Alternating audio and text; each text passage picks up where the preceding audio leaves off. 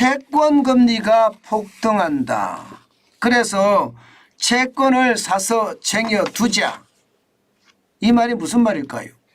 일단 말입니다. 이 지표를 먼저 한번 보시죠. 9월 21일 기준입니다. 미국의 10년물 국채금리가 4.498%입니다. 이 장중에는요 4.5%도 넘어갔습니다. 다시 말해서 10년물 국채니까 국가가 발행한 채권의 금리가 4.5%가 됐다는 거예요. 와, 이거 엄청나죠. 진짜 엄청납니다. 예. 왜냐하면 2007년 이후 16년 만에 최고치거든요. 저렇게 금리를 받을 수 있는, 안정적으로 받을 수 있는 그런 투자 상품이 있을까요? 미국의 채권이라면 세계적으로도 가장 안전하잖아요. 그런데 여기에 금리가 4.498까지 올라갔고요. 예.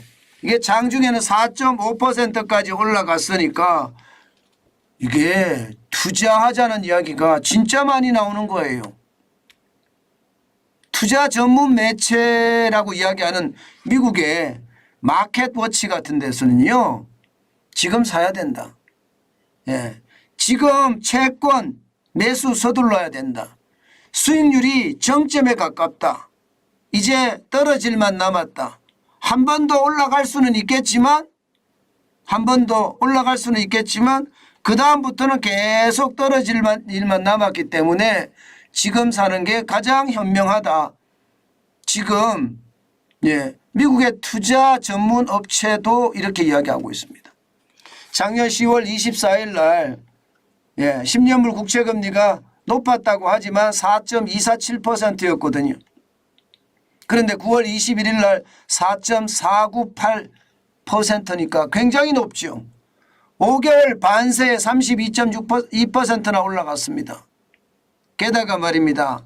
채권은 속성이 말입니다. 금리를 올리잖아요. 채권 금리는 올라갑니다. 대신에 채권 가격은 떨어져요. 반비례하거든요.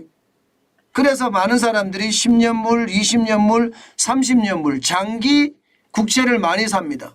그냥 가만히 가면 뭐 적어도 말입니다. 이자는 받으니까 4.498%를 받으니까 걱정 없는 거죠. 지금이 가장 사는 게 좋다. 물론 말입니다. 미국의 기준금리는 더 올라갈 것 같아요. 지금 분위기로 봐서는 0.25%가 연내에 상승을 할 겁니다. 그리고 연내에 상승하는 게 마지막 최종 금리가 될 가능성도 높습니다. 그러면 이제는요. 금리가 떨어질 일만 남은 거잖아요. 물론 쉬이 떨어지지는 않습니다. 과거처럼 급작스럽게 올랐다가 급작스럽게 떨어질 때 이익을 많이 보는데 지금은 그렇지가 않아요. 급작스럽게 오른 것은 분명한데요. 떨어지는 것은 서서히 떨어질 겁니다. 내년 1년 그리고 후년 그리고 3년 후까지 그렇게 감안해서 천천히 떨어질 거예요. 그러나 3년 후까지 내가 이게 10년 만기 국채 금리를 잡고 있겠다. 국채를 잡고 있겠다. 그런 생각이라면 투자하는 것도 그렇게 나쁘지 않습니다. 시장은 그만큼 말입니다. 채권 사서 쟁여두자 이렇게 이야기하고 있습니다. 2년물도 마찬가지입니다. 2년물도 지금 2006년 이후 17년 만에 최고치입니다. 17년 만에 최고치. 지금 현재 말입니다. 9월 20일 기준으로 5.172%까지 올라갔거든요. 4월 5일 3.792%에 비하면 36.4%가 올라갔어요. 17년 만에 최고치라 그러면 여러분 관심을 가질 만하죠. 제가 오죽했으면 채권 사서 쟁여두자 이런 표현을 썼을까요?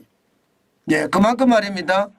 지금이 좋은지 좀 더 있는 게 좋은지 고민을 해봐야 되는 것은 맞아요. 그러나 일반적으로 말입니다. 금리가 오르고 나서 수개월 사이에 채권은 또 오릅니다. 오르고 나서 수개월까지 갑니다. 수개월. 그리고 나서 말입니다. 수개월 이후부터는 떨어지기 시작을 하는데 그 떨어지는 속도가 굉장히 빠릅니다. 예, 굉장히 빠릅니다. 금리가 떨어지는 속도하고 비슷하게 떨어지는데 일반적으로는요 그렇습니다. 최종금리가 올라가고 몇 달까지는 올라갑니다. 그러면 더 올라갈 가능성도 있으니까 조금 더 이따 사야 되겠네 이렇게 생각할 수도 있거든요. 충분히 그럴 수도 있습니다. 예, 그렇지만 분명한 분위기는 고점에서 사야지 그죠. 최고점에서 사야지 이게 수익률도 좋고요. 또 채권의 가격도 많이 떨어졌을 거예요. 예, 이때 사는 게 가장 좋다. 그렇게 지금 채권 전문가들은 이야기하고 있습니다. 이게 미국 채권만 이런 것은 아닙니다. 우리나라 채권도 마찬가지예요. 우리나라 채권도 보면 10년물 금리가 작년 10월 21일보다는 못해요. 작년 10월 21일에 제가 채권 사자 했을 때가 엄청 떨어져서 올라갔거든요. 수익률이 4.655%까지 올라갔으니까 진짜 많이 올라갔습니다. 네, 그러다가 제가 작년 10월, 11월, 12월은 채권을 사도 괜찮다. 떨어졌을 때가 3.4%까지 떨어지기도 했거든요. 이게 잘 보고 사야 되거든요.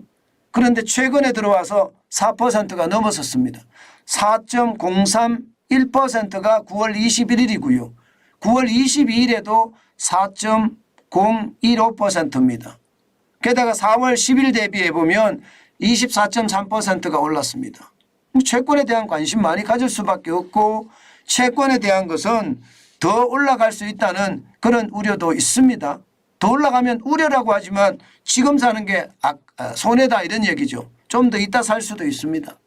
우리도 금리를 올릴 가능성이 있거든요. 그런데 쉽지 않아요. 기획재정부의 차관들이 여기저기 가서 이야기를 종합해 보면요.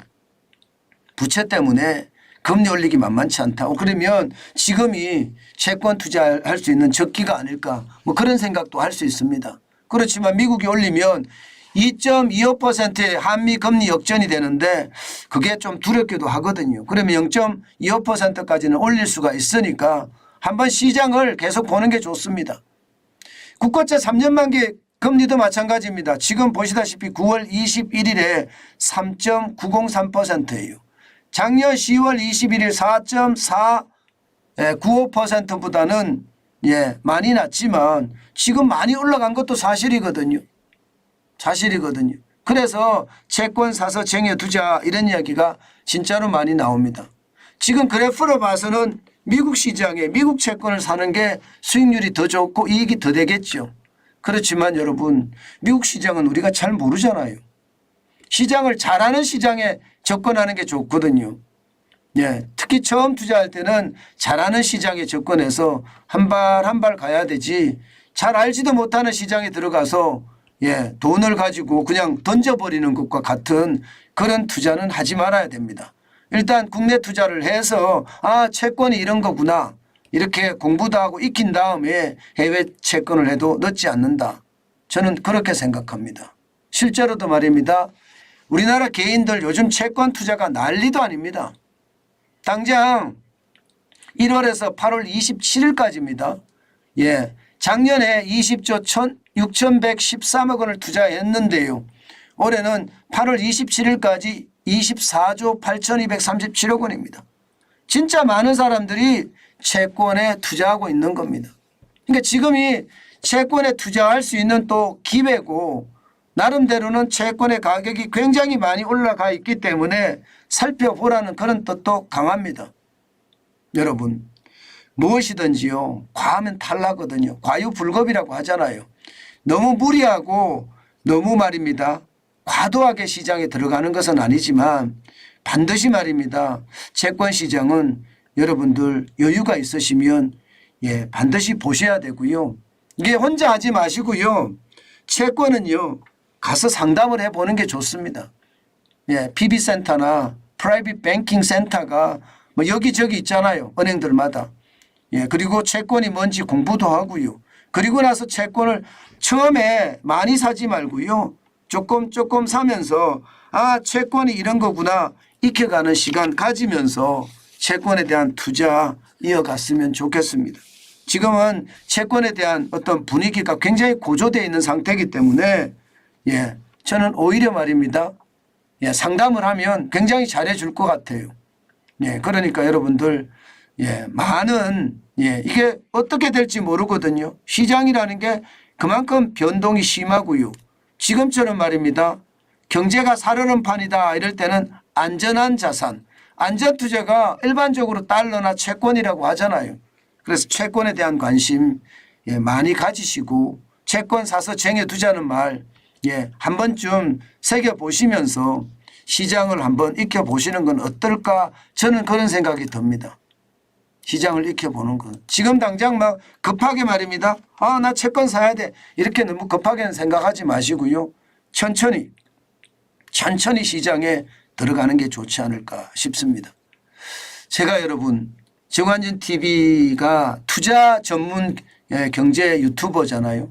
투자는요, 채권이든 달러든 금이든 주식이든 부동산이든 지표로 그 적기를 찍어냅니다. 적기를.